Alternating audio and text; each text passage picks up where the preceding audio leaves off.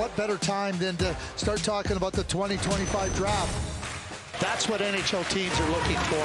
That's why I say don't be surprised if he goes in the top 5. Martone in front through the legs, scores. Are you kidding me? Porter Martone, hat-trick goal. His ability to read the play, the calm, the poise that he has. I mean, he just threads his needle perfectly. Craig Button's going to do the hard part and decide exactly who are the best fits for the teams now that we know the positions they are in.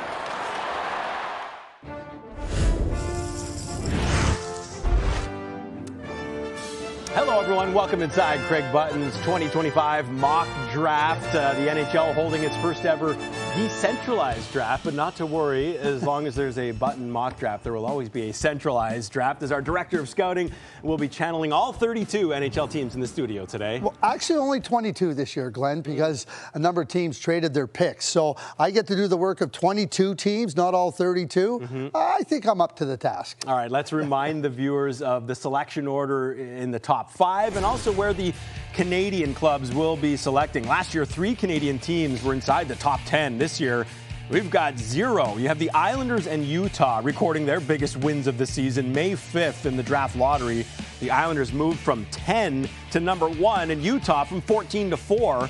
First seed San Jose fell to number 2, Chicago to number 3, Vancouver is the first Canadian team selecting at 15. All right, so let's kick it off with the Islanders choosing first overall for a record 5th time in the modern history of the NHL draft since 1970. First time selecting first overall since they took John Tavares in 2009. It was Rick DiPietro before that in 2000. Who are they taking here in 2025? Yeah, Matthew Schiiler all day long. I really do think it's that simple. You're talking about a pillar-type defenseman. I think he will be in the conversation for Norris's, win Norris's, but everything he does in the game helps you win. I don't care if it's defense, I don't care if it's offense, transition.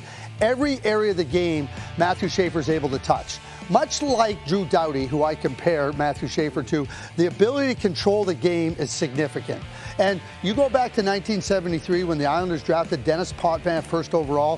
He led them to 4 Stanley Cups as their captain. I think Matthew Schiiler has the same type of ability to be such an important member of the New York Islanders franchise. Yeah, couldn't have worked out better the last time the Islanders selected a left shot defenseman first overall. You mentioned the Stanley Cups, also a Calder Trophy, 3 Norris trophies, and yeah, it was a Hall of Fame career, Craig. Up next, we got the San Jose Sharks at number 2, so they may have lost the lottery with the Islanders leapfrogging them, but did they win here the best forward in the draft? Well, Michael Misa is the best forward in the draft. They could look at some different options, but when you look at Michael Misa, he's got such a subtlety of brilliance in his game. He skates so well. You don't think he's past you, and then you're looking behind you and he's behind you.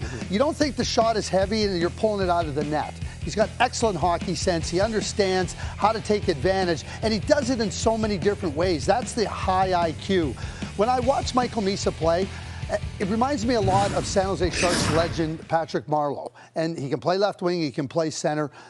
Igor Chernyshov, who was the 2nd-round pick last year of the San Jose Sharks, went to Saginaw, and those two just blossomed together. Well, keep the blossoming going in San Jose. Yeah, the future definitely looking bright for the Sharks. Misa wears number 77, by the way. 1-7 represents his birth year, 2007. The other 7 is because he was the 7th ever Canadian player granted exceptional status in the CHL. All right, up next, you got Kyle Davidson's Hawks, Craig, who are going to complete sort of a natty-hattie this year in the draft because 2023 at number 1, they pick Bedard. 2024 at number 2, they pick Lev Shunov. And then at number 3 this year, Craig, who do you have them selecting? Anton Frondell. And from the very first time I watched Anton Frondell play, I saw so many similarities to Alexander Barkov, the great Alexander Barkov. And like Barkov, he's a player that might not get you these massive points with respect to offense, but he's going to be a player that's going to impact the game significantly. Just think about what Barkov just did. He literally shut down McDavid and Matthews in 2 different playoff series. I think Frondell has the same type of elements to his game, the same type of IQ,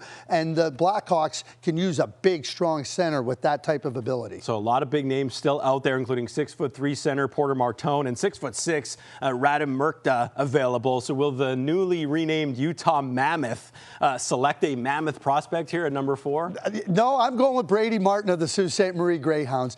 Brady Martin is somebody that's a catalyst. He's somebody that's a menace. He gets out on the ice, and it doesn't matter what he's doing, whether he's skating, scoring, hitting. He does it all in the game, and he can do it in so many different areas of your lineup. I compare him to a lowercase Tom Wilson. Tommy's bigger. Tommy fights a little bit more.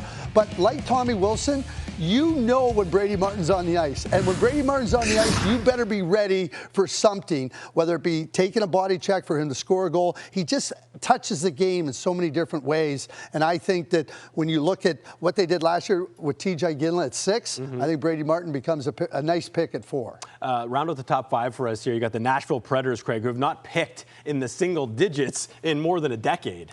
Screaming for a center, screaming for more than a center, James Higgins. You know, a lot of talk over the course of the year that James Higgins was a player that could challenge for first overall. I don't think that's the case any longer. But James Higgins is really smart.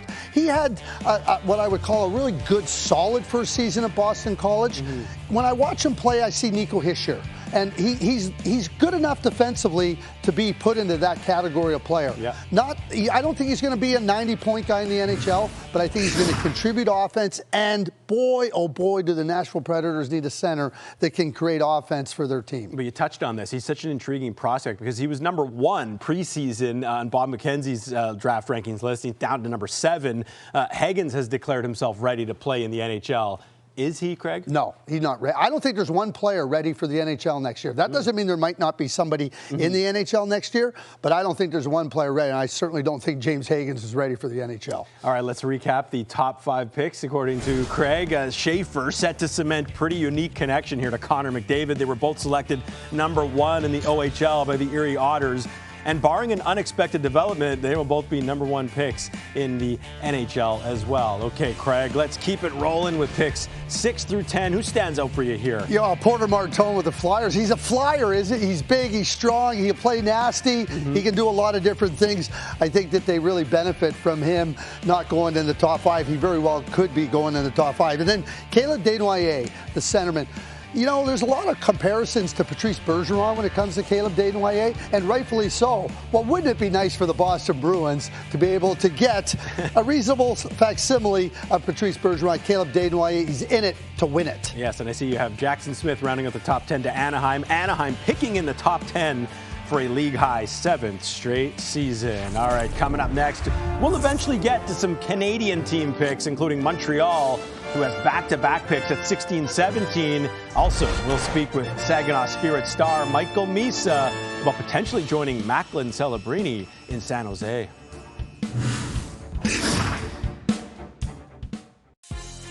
You know, there can be question marks about players at different points in time. Michael Misa continues to answer every single one of those questions. And it's Misa, and would you expect anything else at this point? Minchukov in front for Misa, he scores! Michael Misa ends it in overtime! He can skate, he's smart, he's skilled. Look, everything you look for in an offensive number 1 center, he's got it.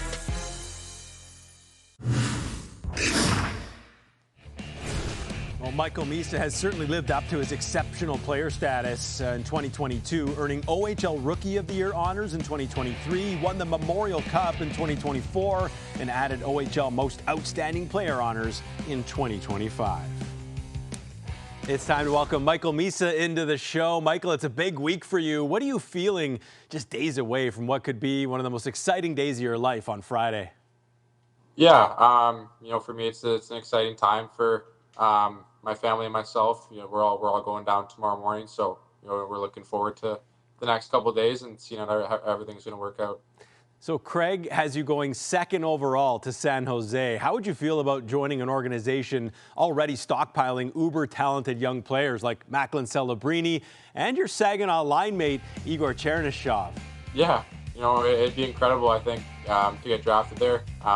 Ultimately, wherever I do end up, I want to be super grateful and happy. But, you know, like you said, that team San Jose's got a lot of great prospects and young stars in the making, so it'd be awesome to get to join that. It was 3 years ago you were granted exceptional player status to play in the Canadian Hockey League. At age 15, Does that seem like yesterday or a lifetime ago this journey began? Honestly, it doesn't feel like too long ago. Like I know I've played 3 years in the OHL now, but like it really feels like last year I was just entering the OHL at my time there. Really did fly by, over the last 3 years, but I enjoyed every single moment of it. So Craig says your hockey IQ is 5 out of 5, but you were also an OHL Scholastic Player of the Year. So Michael, are you smarter on the ice or in the classroom? Yeah, it's a good question. I mean, I take a lot of pride in school. I think it's definitely a really important side of yourself to, be a well-rounded person, but I'd probably give it to my hockey IQ. Yeah, I think I've always been, a little smarter on the ice. Well, you said heading into this season that you had lots to prove to yourself and to the world. Why did you feel that pressure? Yeah, coming out of my second year, we won that one. I thought I had an okay year. I felt that year was more about winning and kind of just contributing to the team we had. We had a lot of, great players on that team. I played more of a depth role. So coming back into my draft year, I thought, I had a lot to prove to, people and myself that, I am a top pick and force to be reckoned with. So I think that this year I really came in with a chip on my shoulder and just tried to deliver every night. All right, last question, and maybe the most important. What's your walk-up song going to be when you hear your name called at the draft on Friday in LA? I did All the Stars by Kendrick Lamar and SZA. I think it's pretty, pretty happy song. I think it's cool. It'll be cool to walk down to that song. Got a good beat. So, yeah, me and my roommate Malcolm Spence, we were talking about walkout songs at the Combine. We were roommates together, so we came up with that one for me. All the Stars by Kendrick. I see the Star Wars posters behind you. You'll be joining the Stars soon enough in the NHL. Thanks for this, Michael. No, I appreciate it. Thank you so much for having me. All right, Craig, let's get back to the draft. Picks 11 to 14, starting with the Pittsburgh Penguins, who have back-to-back picks. Reminder that second selection did belong to the New York Rangers. Yeah, well, I think the Pittsburgh Penguins get really lucky getting Roger McQueen. He could be the biggest wild card in this draft. Wow. He had an injury to his back, and maybe with more viewings, he might have been right in the top 5, maybe in consideration for first overall. But a Ryan Getzlaf type player, and I think when you get a #1 center with that size and that skill, that's really, really impressive. All right, next up, we got 4 straight Canadian team picks, beginning with the Vancouver Canucks at 15. The Canucks chose Jonathan Lecker-Mackey at 15 a couple of years ago, and he, just on Monday, was part of that Calder Cup winning team with the Abbotsford squad. Who do the Canucks take here at 15, Craig? If you don't draft a center, you're not going to have a center when you need a center. And the Vancouver Canucks need to draft a center. And Braden Coots from the Seattle Thunderbirds, to me, is the guy. He was the captain of the Canadian U18 team that won the gold medal. And he's somebody that doesn't catch your eye with a lot of flash, but he's got a brilliant mind. He's really smart in understanding all the situations in the game. A great face-off guy. And something that is really important, Barrett Hayton, who was a high pick, was in the NHL way too soon, but is starting to show that he can be a really good player. That type of comparable is somebody that Braden Coots reminds me of. I think Barrett Hayton is a good player and will only get better. You mentioned Coots was the captain of that U18 team. He was also the leading scorer on it as well, 12 points in 7 games. Montreal up next, Craig, at number 16. They got consecutive picks. The first one still part of the Sean Monahan deal from 3 years ago here. Size, speed, weight. Malcolm Spence all day long. He's a player that's got great speed. He's got a great energy to his game. He can play physical. He can play on the penalty kill, and he can contribute offensively.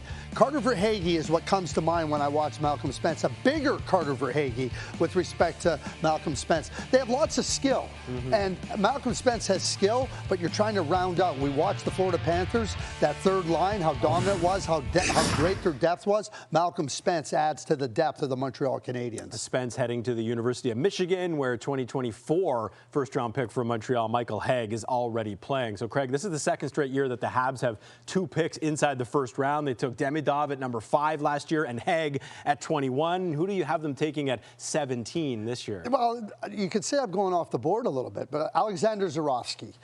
He's a really talented offensive player from Russia. And Bob McKenzie didn't have any Russians in his top 32 players this year in his final ranking. But the skating might not be the greatest, but it was the same story with Jason Robertson. When you have the hands that Zurofsky has and the offensive mind that Zurofsky has and the ability to score, you look at the skate and go, he gets to the right places at the right times. So maybe a little bit off the board, but a player with the size and the skill like Jason Robertson. And if Montreal's proven anything at the draft in the last couple of years, they're not afraid to go off the board, right? So Calgary up next, their first pick this year. It's courtesy of the New Jersey trade from the Jacob Markstrom deal just 1 year ago. Who do you got Calgary taking here in the first Craig round? Conroy keeps talking about they need centers, they need centers, they need centers. That was talking about best player available. Well, I think they get to check 2 boxes, best player available and a center in Cole Reshny from the Victoria Royals. He's headed to North Dakota next year, but Cole Reshny reminds me so much of Anthony Cirelli of the Tampa Bay Lightning. And when you think about a player that can do the things that Anthony Cirelli has done for Canada at the Four Nations, for the Tampa Bay Lightning, all the way through his career, I think Cole Reshny has a lot of that same type of ability. A player that's going to impact the game whenever he's on the ice. What he did in the playoffs playing against Berkeley Cat and a superb player for Spokane, it was unbelievable to watch what Cole Reshny did. I think it would be a great pick for the Calgary Flames. A Swiss Army knife like Anthony Cirelli. Reshny had 66 assists in 62 regular season games, averaged more than 2 points per game in 11 playoff contests. So here's a look at 15 through 20. You see those 4 Canadian team picks, Craig. How about St. Louis and Columbus there at 19 and 20? Again, Lyndon Lakovic, a really good, lanky winger. St. Louis has got lots of good young players. Logan Hensler, right shot defenseman. Who doesn't like right shot defenseman? All right. Still rolling on here. When we come back, we have 3 more Canadian teams on the clock. Ottawa, Winnipeg, and Calgary's second choice as well. That's all ahead in our TSN Hockey Mock Draft Special. Anything less than the playoffs will be a massive disappointment for the Ottawa Senators. I think a lot of people are looking to see where the team is at this year. Fueled by Cousins, moves in and shoots, scores! Dylan Cousins again! Comes strong, shoots it across the basket, all the stuff by Hobart! And the Sens are headed to the Stanley Cup playoffs. Taking a step to where we got to was challenging, and I think we can be proud of that. Our mock draft special continues at pick number 21. You got the Ottawa Senators, who just ended that 7-year playoff drought, Craig, although they lost that Battle of Ontario to the Maple Leafs in the first round. But who do you have the Sens taking at 21? Justin Carbonneau. They need skill, and Justin fits the bill. He's big, he carves out space for himself, muscles his way into those hard areas, and he has the ability to get his shot off quickly. Skating has really improved. He can open up the ice. And when you watch him play, Kirill Marchenko of the Columbus Blue Jackets is a player type that I see a lot of similarities to. And somebody that can contribute the way he does offensively would be such a nice add for the Ottawa Senators. They struggled offensively at times this year, despite having a good process. Justin Carbonneau can help that process get completed. Yeah, Carbonneau found the back of the net 46 times, which was tied for second in the QMJHL last season. All right, let's go back to the board, Craig, and look at picks 22 through 26, where we start to see teams beginning to have multiple selections here. Yeah, the Philadelphia Flyers, Nashville with their second and third picks of the first round. Jack Nesbitt is a player I'm focused in on. And why not compare him to a player from the Stanley Cup winning Florida Panthers, Anton Lundell. And that's the type of player Jack Nesbitt plays like. Maybe the offense isn't going to be high end, but he's not going to be any fun to play against, and he will contribute offense. And you look at where the Philadelphia Flyers find themselves, trying to add a little bit size, try to add a little bit of competitive spirit, a little bit more skill throughout their lineup. Jack Nesbitt would be a nice fit. All right, as we keep rolling, picks 27 and 32. They've been traded 3 of the last 4 years on the draft floor, so don't be surprised if we see some movement here, which will affect the bottom 6 picks here in the first round. Up at 27, the Washington Capitals, Craig, who tend to hit on these late first-round picks. They have an excellent prospect pool. Drafting Ben Kindle, who's really good in so many different areas. He can play left wing, right wing, center, penalty kill, power play, and somebody that's fast and quick. And the Washington Capitals are never in a race to get their players to the NHL. Ben's going to need a little time to physically mature, but the Washington Capitals will afford him that time. a really good young player. You got pick number 28 next, which don't sleep on this pick because for years, you can go back in history. Even Corey Perry, way back in 2003, was selected at number 28. Easton Cowan to the Leafs just last year. The Winnipeg Jets are on the clock at 28. Who do you got here? Eddie Yenberg, a heat-seeking missile. And when he gets out on the ice, he wants to be disruptive. He wants to be a player that makes opponents uncomfortable. All his teammates in his age group love playing with him because he carves out that space, creates opportunities. Opponents hate playing against him because he gets involved in the hard parts of the game. Jake Neighbors is the type of player that Eddie Yenberg reminds me of. And you cannot play as much as he did in Sweden's top league without being able to have the physical maturity to hold your own. The offense will come, but he's the type of player that helps teams win. Played 28 games in that top Swedish league as a 17-year-old, as you mentioned. That is no easy task. All right, back to the board we go to take a look at how these picks kind of round out here. Anyone else, any other name that stands out to you, Craig? Well, we love bloodlines, don't we? So Cullen Potter, whose mother Jenny was a great USA hockey player, like so decorated with championships. And Cullen is a great skater, amongst the best skaters in this draft. So when you think about somebody with the speed that he has, he was 17 years old playing in the NCAA. So lots of room for growth. But that speed is the type of element that teams love. And the Carolina Hurricanes love players like Cullen Potter. And you mentioned Cullen's mother, Jenny. She is a member of the USA Hockey Hall of Fame. All right, to wrap up the first round for us, you got back-to-back Stanley Cup champion Florida Panthers, who will no doubt happily give up this pick to the Calgary Flames. Craig, this is still part of the payment for that Matthew Tkachuk trade from a few years ago. But, yeah, it paid off for the Florida Panthers. It sure did. And now the Calgary Flames got to try to take advantage. Eric Nielsen, and there's a lot of serendipity here with Eric Nielsen. Eric Nielsen was born in Calgary when his father was playing for the Calgary Flames. His father, Marcus, was drafted by the Florida Panthers, and this pick is coming from the Florida Panthers. So there you have the whole background on this pick. But Eric Nielsen is a Philip Deneau type player. He sticks to you.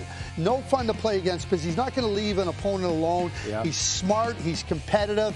Really good. I see him as a third-line center. Yeah, he can step up into your second line, but a player that's really smart. And Craig Conroy, a right-shot center in his day, has always been talking about finding a right-shot center.